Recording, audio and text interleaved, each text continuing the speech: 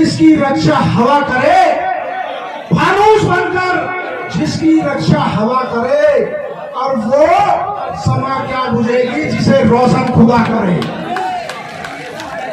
किसी ने यह भी कहा है, किसी ने यह भी कहा है कि किस्मत बदल जाए तो अलग बात है, लेकिन बुलेरों से बाज के शिकार कभी नहीं हुआ करते, बुलेरों से बाज के शिकार नहीं हुआ करते।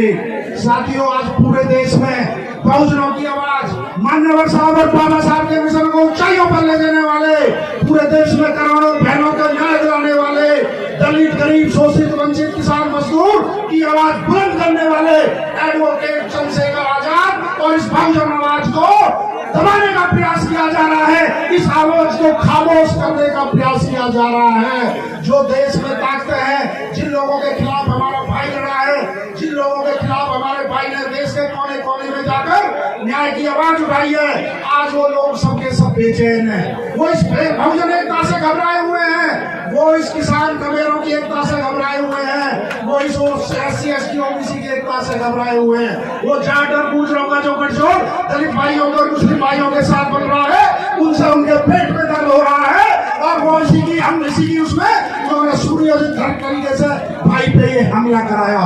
मैं अपने भाइयों से कहना चाहता हूँ, देखो अपने भाई के हाथ मजबूत कर दो, देखो अपने भाई के हाथ मजबूत कर दो, नहीं तो औरों के पैरों में पड़े रहोगे। अपने भाई को वोट की ताकत देकर इस बहुजन समाज को हुक्मरान बना दो, नहीं तो ये मौका दोबारा नहीं मिलेगा। ऐसा कोई नूर देश में दोबारा नहीं मिलेगा, ऐसा गरीबों की आवाज उठाने वाला कोई बहुजन नायक सदियों में पैदा होते हैं, ऐसे आपको भाई चंद्रशेखर भाई जैसे दोबारा नहीं मिलेंगे। ये तो करोड़ों लोगों की दुआओं का असर है कि भाई आपके बीच में है। अरे भाई, बिना MP MLA रहते हुए, बिना भाई सरकार बनाते हुए, सरकार से ज्यादा ताकत वो आपके लिए रखते हैं। 80 से ज्यादा मुकदमे अपने इस बहुजन समाज के लिए उन पे लगे हैं, उन पे अपना पर्सनल कोई मुकदमा नहीं है। पिछले 3 साल में से 2 साल वो जेल में रहे हैं, तो इन बहुजन समाज के लिए रहे हैं। यदि आप वोट की ताकत देकर उन्हें राजनीतिक मजबूती दोगे, तो देखो क्या होगा। जो बहनों की तरफ नजर उठाते हैं, जब आज उनकी हिम्मत नहीं है, आज वो सलाखों के पीछे जाते हैं, और कल को आपने चंद्रशेखर आजाद जी को राजस्थान का और देश का हुक्मरान बना दिया, तो ये अपराधी और ये मानसिकता, ये गंदी मानसिकता के लोग ये कहाँ जाएंगे, कहाँ दिखाई देंगे। इसलिए मैं कहना चाहता हूँ, एडवोकेट चंद्रशेखर आजाद जी 5-6 दिन पहले मुझसे कह रहे थे, गाड़ी जी ये जो दलितों की, गुजरों की, OBC की, जाटों की, मुसलमानों की देश में जो एकता बन रही है, जो किसानों की, कमेरों की एकता बन रही है, देख लेना बहुत जल्दी राजनीतिक षड्यंत्र के द्वारा कहीं ना कहीं कोई घटना होगी। हमें नहीं पता था कि वो हमला भाई पर ही होगा। हम तो ये सोच रहे थे कहीं जाट को दलित से लड़ाएंगे, कहीं गुजर को दलित से लड़ाएंगे, और पूरे देश को जातीय दंगे में झोंक देंगे। साथियों, ये भी एक बहुत बड़ा षड्यंत्र था, बहुत बड़ी साजिश थी, क्योंकि इसमें वो फेल हो गए और आप लोगों की, करोड़ों लोगों की दुआएं काम कर गई। मैं कहना चाहता हूँ, अभी एक टीवी डिबेट पे एक BJP के पत्रकार बैठे थे, मैं भी उस टीवी डिबेट पे था, तो पत्रकार क्या नाम है BJP के, वो बोल रहे थे प्रवक्ता कि ये दलित का बेटा, इसमें फॉर्चूनर कहाँ से आई। आप कहते हैं गरीब का बेटा, इसमें इतनी गाड़ियों का काफिला कहाँ से चलता है। तो मैंने उस मानसिकता वाले उस BJP के प्रवक्ता को कहा कि ये हमारे आजाद समाज पार्टी और भीम आर्मी क्रांतिकारी हमारे कार्यकर्ताओं के खून और पसीने की मेहनत की कमाई से हमारा भाई फॉर्चूनर में चलता है। वो हमारे OBC के साथ, चाहे जाट समाज हो, चाहे गुजर समाज हो, वो उनके गाड़ियों में बैठ के एडवोकेट चंद्रशेखर आजाद न्याय की आवाज करता है। हमारे जो कार्यकर्ता है, वो चंदा उगा के अपने भाई को हेलीकॉप्टर में बैठाते हैं, वो अपने भाई को हवाई जहाज में बैठाते हैं। ये हमारे बहुजन समाज जो 85% है, ये उनके खून पसीने की कमाई है। ये अडानी अंबानी धन्ना सेठों की पार्टी नहीं है, ये आपकी चंद पूंजीपतियों की पार्टी नहीं है, ये हमारे इस गरीब जनता की पार्टी है। और वही ताकत एडवोकेट चंद्रशेखर आजाद जी को लड़ने का मौका देती है। मैंने उनसे कहा, तुम्हारे पेट में दर्द है, तुम्हारा कॉपीराइट है कि BJP के नेता ही हेलीकॉप्टर में बैठेंगे, BJP के नेता ही फॉर्चूनर में चलेंगे। एक दलित का बेटा, एक गरीब का बेटा, एक झोपड़ी में रहने वाला स्कॉर्पियो में नहीं बैठ सकता। तुम्हारी कॉपीराइट है, अच्छे कपड़े तुम ही पहनोगे, मुझ तुम ही रखोगे।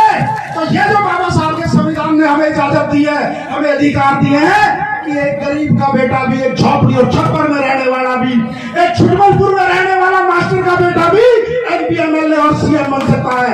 ये बाबा साहब के संविधान की ताकत है। ये किसी बात की बकौती नहीं है। और बाबा साहब का संविधान हमें अपने हक और अधिकारों के लड़ने के लिए प्रेरणा देता है। क्योंकि भाई, जो हमारे बहुत सारे साथी कह रहे थे, भाई आपकी तबीयत ठीक नहीं है, आप भागपुर का प्रोग्राम कैंसिल कर दो, लेकिन हमारा भाई वो शेर है, वो बहुजन नायक है। अब लाख पीड़ा होने के बावजूद भी कई सौ किलोमीटर का सफर तय करके मेरे अपने समाज के इन महापुरुषों के दर्शन के लिए, इतनी पीड़ा होने के लिए भी आपके बीच में एम्बुलेंस में लेट के आपके बीच आपसे मिलने के लिए आया है। मैं कहना चाहता हूं भाइयों, चूक मत कर देना। ऐसे नेता सदियों में पैदा होते हैं, युगों में पैदा होते हैं। बाबा साहब के बाद मान्यवर साहब और मान्यवर के साथ बाद में एडवोकेट चंद्रशेखर आजाद जी। आपने प्यार सम्मान बहुत दिया उन्हें, आपने दुआएं बहुत दी, लेकिन जब तक आप वोट की ताकत देंगे, वोट किसी और को दोगे तो वो डबल नुकसान करती है। वो वोट लेकर शासक बनते हैं और आप पे राज करते हैं, आपके अधिकार छीनते हैं। राजस्थान में तो अपराध चरम पर है, राजस्थान में तो पेपर लीक रोज होते हैं, राजस्थान में तो मटके छूने पर भी हत्या कर दी जाती है, मूछ रखने पे हत्या कर दी जाती है, घोड़ी चढ़ने पे हत्या कर जाती है। ये मौका जो 2023 का है, ये आपको भुनाना पड़ेगा। ये यदि आप चूक गए तो 5 साल आप सड़कों पर मुकदमे झेलोगे, 5 साल सड़कों पे आपको फिर संघर्ष करना पड़ेगा। इसलिए अपनी वोट की ताकत से अब ये इन सबको दिखा दो कि यहाँ पर एडवोकेट चंद्रशेखर आजाद जी का जन सैलाब राजस्थान के अंदर आने वाला है।